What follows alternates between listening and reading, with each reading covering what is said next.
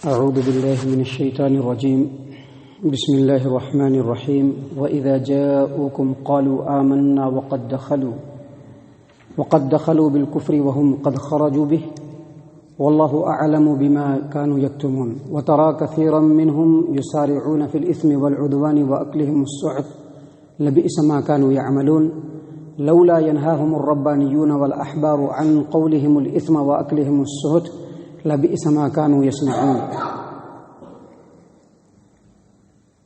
معزز سامعین کرام، درس قرآن کا ایک مستقل اور مسلسل سلسلہ ہماری اس مسجد سلفیہ سے پچھلے کئی سالوں سے اللہ تبارک و تعالیٰ کے فضل و کرم سے لگاتار آپ کی خدمت میں پیش کیا جا رہا ہے. اللہ تبارک و تعالیٰ کی مرضی اور مصلحت کی وجہ سے، کچھ آزمائشوں کی وجہ سے تقریباً پچھلے 20-22 دنوں سے جو مستقل اور مسلسل درس ہے ہم آپ کی خدمت میں پیش نہیں کر سکے. یقیناً یہ ہمارے لیے نامرادی کی بات ہے، لیکن اللہ تبارک و تعالیٰ کی دوسری سب سے بڑی جو صفت ہے وہ رحمت، جو ہر وقت ہمارے ساتھ ہے، اور وہی رحمت ہے کہ جس کی وجہ سے دوبارہ یہ جو درس قرآن کا سلسلہ ہے آپ کی خدمت میں پیش کرنے کی توفیق اور اجازت اللہ تبارک و تعالیٰ نے دی، اور ہم آپ کے سامنے ہیں. اللہ تبارک و تعالیٰ سے دعا کیجیے کہ اللہ تعالیٰ مجھ کو بھی اپنی عافیت اور خصوصی رحمت سے نوازے، اور ہمارے جتنے بھی مومن مسلمان بھائی ہیں، اس درس کے سننے والے ہیں، اللہ تبارک و تعالیٰ ان کو بھی اپنی خصوصی رحمت اور عافیت سے نوازے. سامعین کرام، ابھی آپ کے سامنے سلسلے وار کا درس کا جو سلسلہ ہے اس میں سورۃ المائدہ سورہ نمبر 5 اور اسی سورت سے ابھی آپ کے سامنے آیت نمبر 61, 62, 63 یعنی 61, 62 اور 63 یہ 3 آیات آپ کے سامنے تلاوت کی گئی. معزز سامعین کرام، ان 3 آیات کا جو تعلق ہے وہ پچھلی آیات سے ہے، یعنی آیت نمبر 59 اور 60. یہ جو 2 آیات ہم نے آخری بار آپ کے سامنے پیش کیا تھا، ان 3 آیات کا تعلق انہی 2 آیات سے ہے. ان 2 آیات میں اللہ تبارک و تعالیٰ نے، چونکہ یہ سورت مدنی ہے اور یہ آیتیں مدنی ہیں، تو ان 2 آیات میں جو کل اس سے پہلے جو ہم آپ کے سامنے پیش کیے تھے اس میں اللہ تبارک و تعالیٰ نے اہل کتاب یہودیوں کو خصوصی طور پر توجہ دلایا، کیونکہ اہل کتاب یہودی اسلام کے آنے سے پہلے لوگوں کے دلوں میں یہ بات تھی، یہ ایک انٹینشن تھا، ان کے دلوں میں ایک خیال تھا کہ اہل کتاب یہودی جو ہیں یہ دراصل اللہ تبارک و تعالیٰ کی طرف سے جو دین نازل ہوا ہے اس کے اوپر ہیں. اور جب اسلام آیا تو یہودیوں نے اسلام کا بالکل اپوز کیا، خلاف کیا، خصوصاً مدینہ کے اندر نبی صلی اللہ علیہ وسلم کا انکار کیا، تو اللہ تبارک اور ان سے دشمنی بھی کی. تو اللہ تبارک و تعالیٰ نے آیت نمبر 59 اور 60 میں یہ کہا کہ اے یہودیوں، کیا تم مسلمانوں سے اس لیے دشمنی رکھتے ہو، بیر رکھتے ہو اور ان کے دین کو نہیں قبول کرنا چاہتے ہو کہ وہ لوگ اللہ تبارک و تعالیٰ پر ایمان رکھتے ہیں؟ اللہ تعالیٰ نے جو نازل کیا ہے قرآن کی شکل میں، نبی کے فرمان کی شکل میں، اس پر ایمان رکھتے ہیں. اس سے پہلے جو نبیوں پر نازل ہوا اس پر ایمان رکھتے ہیں. کیا تم اس لیے ان کو برا سمجھتے ہو؟ حالانکہ اے یہودیوں، تمہارے اندر یہ خرابی ہے، یہ خرابی ہے، تم لوگوں نے ہر اعتبار سے اللہ تبارک و تعالیٰ کی نافرمانی کی. تمہارے نافرمانیوں کی وجہ سے اللہ تبارک و تعالیٰ نے تم کو بندر اور سور بنا دیا. تمہارے نافرمانیوں کی وجہ سے اللہ تبارک و تعالیٰ نے ہر وقت اپنے غضب اور اپنے لعنت کو تم پر نازل کیا. تمہارے نافرمانیوں کی وجہ سے تمہارے ساتھ بہت سارے مسئلے ہوئے اور تم ہر اعتبار سے بہت بدترین قوم ہو. اس کے باوجود مسلمان اور ایمان کا انکار کیوں کر رہے ہو؟ اللہ کے رسول صلی اللہ علیہ وسلم کے اوپر ایمان لانے کا انکار کیوں کر رہے ہو؟ یہ باتیں آیت نمبر 59 اور 60 میں اللہ تبارک و تعالیٰ نے بیان فرمایا. اب جو آیت نمبر 61 ہے اس میں اللہ تبارک و تعالیٰ نے فرمایا وَإِذْ جَاءُوكُمْ قَالُوا آمَنَّا وَقَدْ دَخَلُوا بِالْكُفْرِ وَهُمْ قَدْ خَرَجُوا بِهِ. یعنی ان یہودیوں میں سے ایک ایسا گروہ بھی ہے اے محمد صلی اللہ علیہ وسلم جو آپ کے پاس آتے ہیں اور آپ کے پاس آنے کے بعد، آپ کی مجلس میں بیٹھنے کے بعد، آپ کے بیانات کو سننے کے بعد وہ یہ کہتے ہیں کہ ہم اللہ پر ایمان لے آئے، اللہ کے رسول پر ایمان لے آئے. حالانکہ جب وہ آپ کے پاس داخل ہوئے تھے تب بھی اس کے دل کے اندر کفر تھا، ان لوگوں کے دل کے اندر، اور جب آپ کے ہاں سے نکل کر کے گئے تب بھی ان کے دلوں کے اندر کفر تھا. یعنی یہ منافقوں کی نشانی جو یہودیوں کے اندر بھی، کہ نبی صلی اللہ علیہ وسلم کی خدمت میں آتے آپ کے بیانات کو سنتے تو کہتے کہ نہیں بہت صحیح کلام ہے، ہم اس کے اوپر ایمان لاتے ہیں، ہم اس کے مطابق عمل کریں گے، لیکن ان کے دلوں کے اندر نفاق کی نشانی تھی۔ اسی لیے اللہ تبارک و تعالیٰ نے کیا فرمایا کہ ہم جب وہ داخل ہوئے تو ان کے دل کے اندر وقد دخلوا بالکفر، جب داخل ہوئے تو ان کے دل کے اندر کفر تھا، اور مجلس میں داخل ہونے کے بعد، مجلس میں بیٹھنے کے بعد نبی صلی اللہ علیہ وسلم سے جو علم سنا، ایمان کی باتیں سنی، اللہ تبارک و تعالیٰ کا کلام سنا، اس کو سننے کے بعد بھی ان کے دلوں پر کوئی اثر نہیں ہوا، اور جب وہاں سے واپس نکلے تو بھی ان کے دلوں کے اندر کفر تھا۔ وَهُمْ قَدْ خَرَجُوا بِهِ، اللہ تبارک و تعالیٰ فرماتے ہیں وَاللَّهُ أَعْلَمُ بِمَا كَانُوا يَكْتُمُونَ، اور اللہ تبارک و تعالیٰ ان باتوں کو ان سے زیادہ جانتا ہے جو وہ اپنے دل میں چھپاتے ہیں۔ سامعین کرام، یہاں پر ہم ایک بات آپ کو بتلا دیں کہ یہ جو قرآن کریم ہے، آیت کریمہ کے قرآن آیات کے ایک ایک حرف پر آپ غور کریں گے تو آپ ایمان سے بہرہ ہو سکتے ہیں۔ قرآن کریم کے آیت کریمہ کے ایک ٹکڑے کے اوپر غور کریں گے تو ہماری زندگی اور دنیا سنور سکتی ہے۔ اللہ تبارک و تعالیٰ نے یہاں پر یہودیوں کے بارے میں کیا کہا کہ ان کے اندر نفاق ہے اور وہ اپنی بات کو دل میں چھپاتے ہیں، حالانکہ اللہ تبارک و تعالیٰ ان کی چھپی ہوئی باتوں کو ان سے زیادہ جانتا ہے۔ لہذا ہم مومن مسلمان ہیں، آیات پہ ہم کو بھی غور کرنا چاہیے، آیات کے اندر جو نتیجے ہیں، ان کے اندر جو نصیحتیں ہیں، ان کے اوپر ہمیں بھی غور کرنا چاہیے۔ ہمیں اپنے ظاہر کو بھی صاف کر لینا چاہیے، اپنے باطن کو بھی صاف کر لینا چاہیے، اللہ تبارک و تعالیٰ کا خالص اور مومن اور مسلمان بندہ بن کر کے رہنا چاہیے۔ معزز سامعین کرام، اگلی آیت کریمہ میں اللہ تبارک و تعالیٰ نے یہودیوں کے بارے میں ہی کہا، کیا کہا وَتَرَى كَثِيرًا مِّنْهُمْ يُسَارِعُونَ فِي الْإِثْمِ وَالْعُدْوَانِ وَأَكْلِهِمُ السُّحْتَ لَبِئْسَ مَا كَانُوا يَعْمَلُونَ، اور اے محمد صلی اللہ علیہ وسلم، آپ ان یہودیوں کے اندر اکثر لوگوں کو دیکھیں گے، کیا دیکھیں گے؟ برائی کی طرف بہت تیزی سے آگے بڑھتے ہیں۔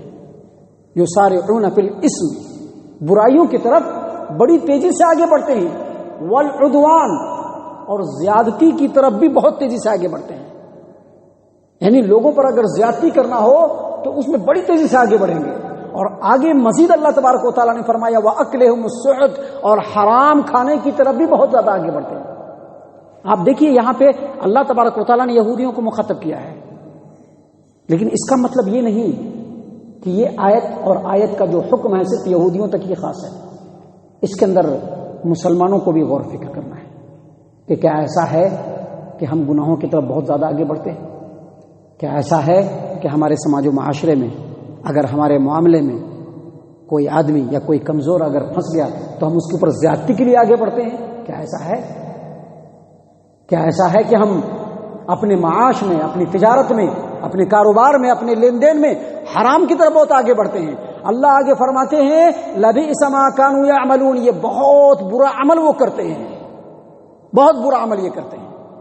یہ بات اللہ تبارک و تعالیٰ نے عام یہودیوں کے بارے میں کہا ہے، اور اس بات کا جو حکم ہے وہ تمام انسانوں پر لاگو ہوتا ہے۔ اللہ یہاں پر فرمانا چاہ رہا ہے کہ چاہے یہود ہو چاہے مسلمان ہو، آیت کریمہ کے اندر جو برائی بیان کی گئی اس سے بچنا ہر مسلمان کے لیے لازم ہے۔ اور آگے مزید اللہ تبارک و تعالیٰ نے فرمایا خاص یہودی ایک طبقے کے لیے، اللہ کیا فرماتے ہیں سنیے، اللہ فرماتے ہیں لولا ينهاهم الربانيون والاحبار عن قولهم الاثم واكلهم السحت لبئس ما كانوا يصنعون، بھلا ان کے علماء اور احبار ان یہودیوں کو برائی سے اور حرام کاری سے کیوں نہیں روکتے ہیں؟ یہ تو بہت بدترین عمل یہ علماء کرتے ہیں۔ یعنی یہاں پر دراصل اللہ تبارک و تعالیٰ نے فرمایا علماء اور ربانیون، یہ جو ربانیون اس وقت کے جو علماء تھے جو حکومت میں تھے، جو قاضی تھے، اور احبار کہتے تھے وہاں پر عام علماء کو۔ یہاں پر اللہ تبارک و تعالیٰ نے فرمایا کہ علماء جو ان کے سماج و معاشرے میں تھے، ان کے سامنے جب برائی ہوئی تو علماء نے اپنی مصلحت کو سامنے رکھ کر کے ان کو برائیوں سے نہیں روکا، حالانکہ علماء کا جو منصب ہے، ان کی جو ذمہ داری ہے وہ یہ ہے کہ لوگوں کو ان کے اندر اگر کمزوری ہے، کمی ہے تو اس سے روکیں، لوگوں کو اگر ان کے چال ڈھال میں، ان کی زندگی میں، ان کے لین دین میں کسی بھی طرح کا کوئی عمل جو قرآن و حدیث کے مطابق نہیں ہے، علماء کی یہ ذمہ داری ہے کہ روکیں، لیکن انہوں نے نہیں روکا، بہت برا عمل کیا۔ عبداللہ ابن عباس رضی اللہ عنہما کہتے ہیں کہ پورے قرآن کے اندر اس سے زیادہ سرزنش اللہ تبارک و تعالیٰ نے علماء کی کہیں پر نہیں کی ہے۔ یہاں پر میں آپ کو بتلا دوں کہ جو سماج و معاشرے کے اندر نیکی کا کام کرنے کا حکم دینا اور برائی سے روکنا، یہ ایسا عمل ہے جو عام ہے، یہ ہر انسان کے لیے ضروری ہے، لیکن علماء اس میں مخصوص ہیں۔ علماء کو اپنے منصب اور ذمہ داری کو سامنے رکھ کر کے نیکی کا حکم دینا چاہیے، برائی سے روکنا چاہیے۔ اگر وہ ایسا نہیں کریں گے، یا ہمارے سماج و معاشرے میں نیکی کا کام کم ہو رہا ہے، برائی کا کام زیادہ ہو رہا ہے، اور جن لوگوں کے اندر فہم ہے، فراست ہے، جن لوگوں کو اللہ تبارک و تعالیٰ نے بولنے کی طاقت دی ہے، جن لوگوں کو اللہ تبارک و تعالیٰ نے رتبہ اور مقام دیا ہے، اس کے بعد بھی وہ برائیوں پہ نہیں روکتے ہیں، تو اللہ تبارک و تعالیٰ بدترین عذاب میں اس قوم کو مبتلا کرتے ہیں۔ اس سلسلے میں ہم 3 روایت صرف مختصراً آپ کے سامنے پیش کریں گے۔ پہلی روایت امام ابن ابی حاتم نے اپنی تفسیر ابن ابی حاتم کے اندر یحییٰ بن یعمر سے روایت کیا کہ عبداللہ ابن عباس علی رضی اللہ عنہ خطبہ دینے کے لیے ممبر پر چڑھے تو کہا کہ تم سے پہلے کے زمانے کے لوگوں کو عذاب میں مبتلا کیا گیا۔ کب؟ کہ جب ان کے اندر برائی کا کام شروع ہوا تو اس برائی پر روکنے والا کوئی نہیں تھا، اور جب یہ لوگ برائی میں لپت ہو گئے تو اللہ نے ان کو عذاب میں مبتلا کر دیا۔ لہٰذا تم کو چاہیے کہ تمہارے سماج و معاشرے میں اگر برائی ہو اور برائی کا کرنے والا کوئی بھی ہو، تم ضرور روکو، کیونکہ کسی بھی برائی پر تم جب انگلی اٹھاؤ گے تو یاد رکھنا، برائی کے اوپر انگلی اٹھانے سے، نیکی کا حکم دینے سے، برائی سے روکنے سے نہ تو تمہارے رزق میں کمی ہو سکتی ہے اور نہ ہی تم کو موت آ سکتی ہے۔ اور ایک دوسری روایت ہے جس کو امام ابن احمد ابن حنبل نے اپنی مسند احمد کے اندر نقل کیا ہے کہ جریر رضی اللہ عنہ بیان کرتے ہیں کہ نبی صلی اللہ علیہ وسلم نے فرمایا کہ جب کسی قوم میں کوئی برائی ہوتی ہے اور اس قوم میں اللہ تبارک و تعالیٰ نے کسی کو اگر رتبہ دیا ہے اور وہ اس برائی کو روکنے کی طاقت اور قوت رکھتا ہے، اس کے باوجود اگر نہیں روکتا ہے تو اللہ تبارک و تعالیٰ لوگوں کو عذاب میں مبتلا کر دیتے ہیں۔ آج یاد رکھیے، ہمارے سماج و معاشرے میں، ہمارے ملک کے اندر آج جو ہماری جو حالت ہے، جس طرح سے ہم لوگ اندیشوں میں گرفتار ہیں، جس طرح سے ہمارے اوپر عذاب کی جو یلغار لگی ہوئی ہے، مختلف قسم کے عذاب جو ہمارے اوپر مسلط ہیں، اس کی اصل وجہ یہ ہے کہ ہمارے ہاں نیکی کا حکم نہیں دیا جاتا، برائی سے نہیں روکا جاتا، کیونکہ اگر ہم روکیں گے تو یہ صاحب ہم سے ناراض ہو جاتی، اگر ہم روکیں گے تو وہ صاحب ہم سے ناراض ہو جائیں گے، اگر ہم روکیں گے تو وہ ہم سے ناراض ہو جائیں گے، یہ دلوں میں خیال کیا جاتا ہے۔ برائی کا نیکی کا حکم دینے اور برائی سے روکنے کا معیار بھی بن گیا ہے۔ اگر کسی کے اوپر زور چلتا ہے ان کو تو روکیں گے، جن پر زور نہیں چلتا ان کو نہیں روکیں گے۔ اگر کوئی ناراض ہو جاتی تو ڈر سے نہیں روکیں گے۔ تو یہ جو ڈویل ہمارا جو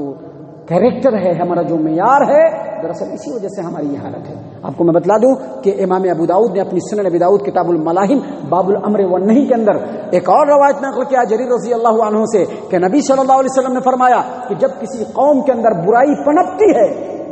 اور اس قوم کے اندر لوگ اگر برائی کو روکنے کی قدرت رکھتے ہیں، اس کے باوجود اگر نہیں روکتے ہیں تو مرنے سے پہلے اللہ تبارک و تعالیٰ ان کو عذاب میں مبتلا کر دے گا۔ محترم سامعین کرام، اسی لیے اللہ تبارک و تعالیٰ نے یہاں پر بیان فرمایا کہ روکنا چاہیے علماء کو۔ علماء کا یہ منصب ہے، ان کی یہ ذمہ داری ہے، جو علماء دین ہیں، جو صاحب فہم ہیں، جن کو اللہ نے فراست دی ہے، سمجھداری دی ہے، جو اللہ کے کلام کو سنتے ہیں، سمجھتے ہیں، ایسے لوگوں کو سماج و معاشرے میں ہونے والی برائیوں کے اوپر انگلی رکھنی چاہیے، ان کو بتلانا چاہیے، ان کو صحیح راہ کی رہنمائی کرنی چاہیے۔ اللہ تبارک و تعالیٰ سے دعا ہے کہ اللہ تبارک و تعالیٰ ہم تمام کو ان باتوں کے اوپر غور و فکر اور تدبر کرنے کی توفیق عنایت فرمائے، ہم تمام کو ہمارا رب صحیح معنوں میں مومن اور مسلمان بنائے۔ اللہ تبارک و تعالیٰ ہم تمام کو جنت الفردوس میں جگہ عطا فرمائے۔ اے اللہ ہم تمام کو جہنم سے پناہ دے، اے رب العالمین ہم تمام کو جہنم سے پناہ دے، اے مالک الملک ہم تمام کو جہنم سے پناہ دے، آمین یا رب العالمین۔ وما علینا الا البلاغ المبین۔